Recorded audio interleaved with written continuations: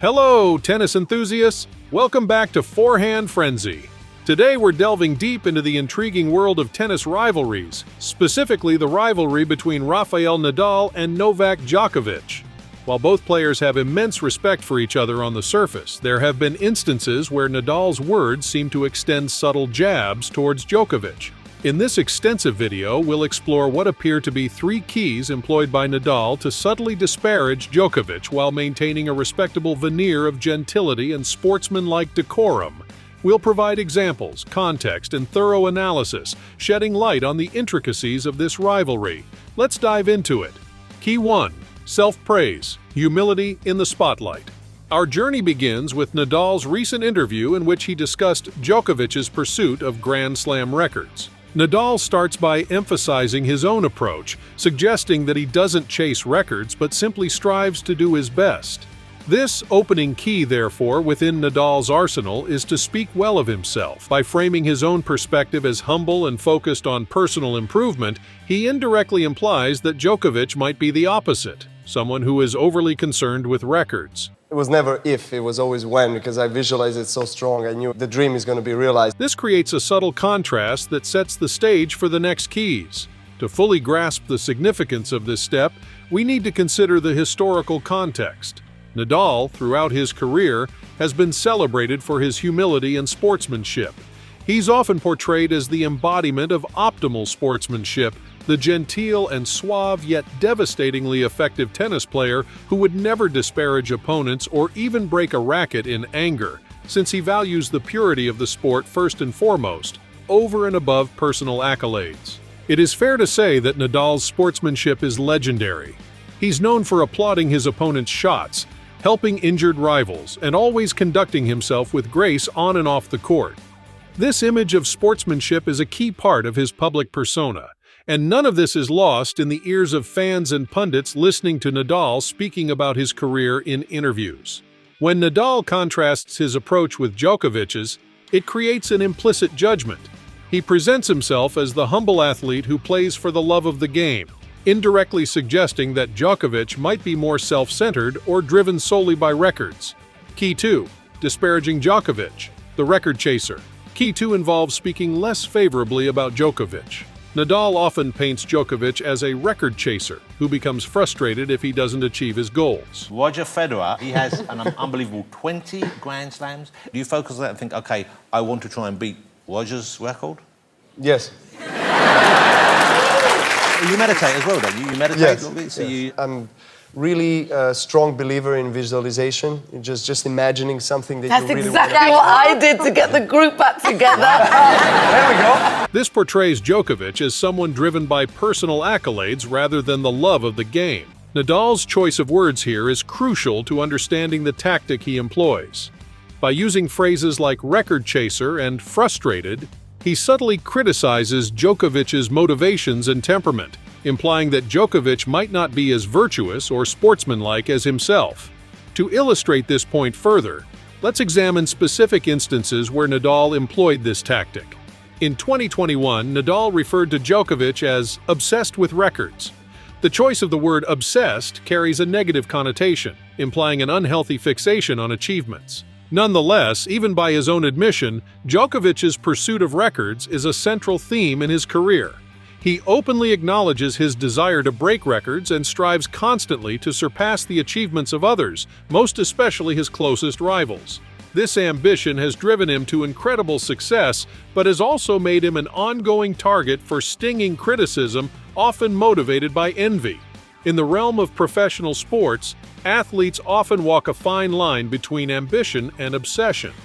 Any journalist writing that Nadal's obsession with winning the French Open was somehow negative would have been ignored or derided by his or her fellow columnists.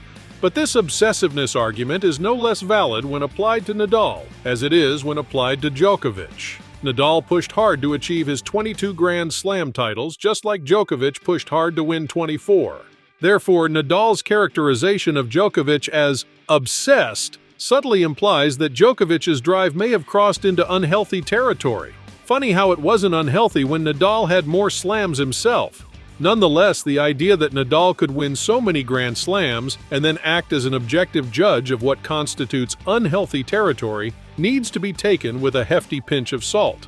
Nadal's perspective appears to denote jealousy. Would he even need to comment on Djokovic's achievements at all if Nadal's tally of 22 Grand Slam titles still stood as the highest total in history? The answer is probably not. Key 3. Covering tracks. The backhanded compliment. Lastly, Nadal employs Key 3, which involves covering his tracks. After delivering what could be perceived as a jab at Djokovic, he follows up with statements that can be seen as compliments, often related to Djokovic's drive and ambition. Nadal's backhanded compliments serve as a form of plausible deniability.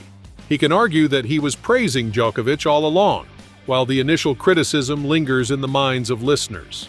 This strategic move allows Nadal to maintain a facade of sportsmanship, even when subtly undermining his rival. To provide a comprehensive understanding of this step, let's explore more examples. In another instance, Nadal stated that Djokovic is obsessed, but not in a negative way. This comment appears to be a compliment, but the initial use of obsessed remains a subtle criticism. Djokovic, for his part, has often responded to these comments with grace, tact, and diplomacy.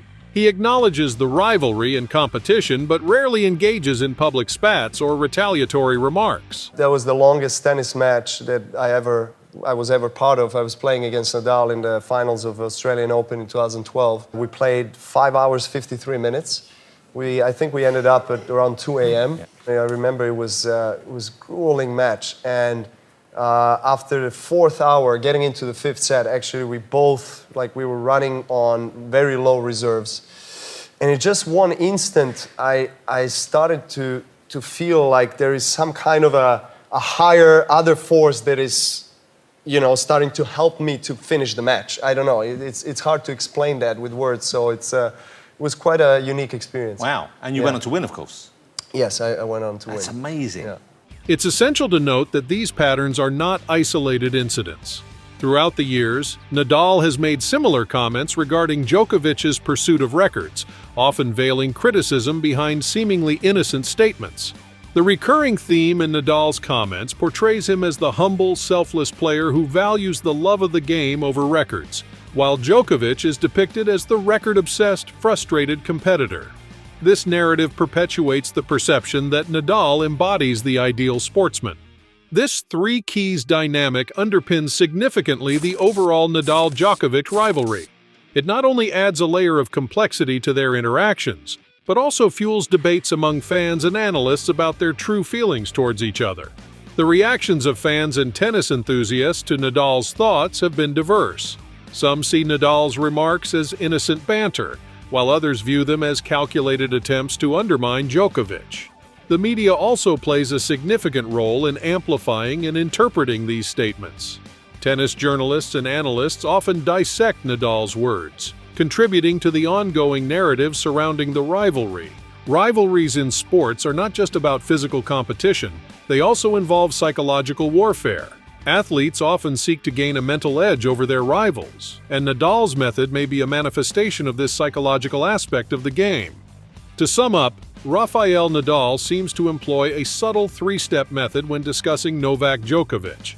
He begins with self-praise, subtly disparages Djokovic, and then covers his tracks by offering backhanded compliments.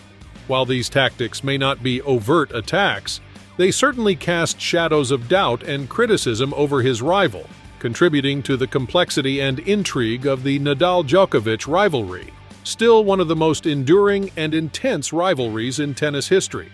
These subtle mind games, employed by both players at times, have added depth and drama to their encounters.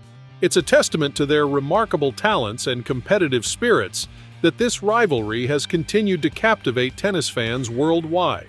Djokovic is quick to remind pundits and fans alike that Nadal has always been his biggest rival, and while Nadal often plays down his recovery or glosses over the possibility of him returning to competitive tennis.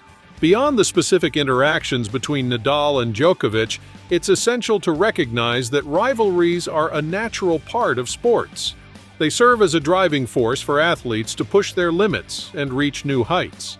The clashes on the court, as well as the verbal exchanges of it, are all part of what makes sports so enthralling.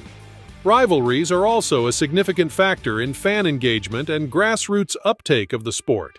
They create passionate fan bases and ignite debates and discussions. The Nadal-Djokovic rivalry has divided tennis enthusiasts into fiercely loyal camps, each passionately defending their favorite player. Despite the occasional subtle jabs and mind games, it's crucial to recognize that these two champions hold each other in high regard and have contributed significantly to the sport of tennis. As both players continue to expand their legacies, there's also room for reconciliation and mutual admiration.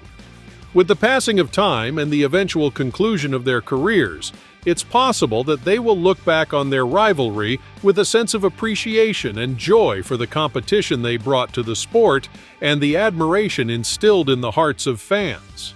Ultimately, the subtle mind games employed by Nadal and Djokovic constitute but one aspect of their storied careers. These tactics, while intriguing, should not overshadow the incredible achievements and contributions they have both made to tennis. Both players will be remembered for their exceptional skills, unwavering determination, and their ability to elevate the sport to new heights. As tennis enthusiasts, we should appreciate the unique dynamics of rivalries like Nadal versus Djokovic, recognizing that they contribute to the drama and excitement of the sport. And of course, we should continue to celebrate the incredible achievements of these two tennis legends. If you found this analysis intriguing, don't forget to hit the like button, subscribe to Forehand Frenzy, and turn on notifications for more in-depth discussions on tennis and its fascinating intricacies.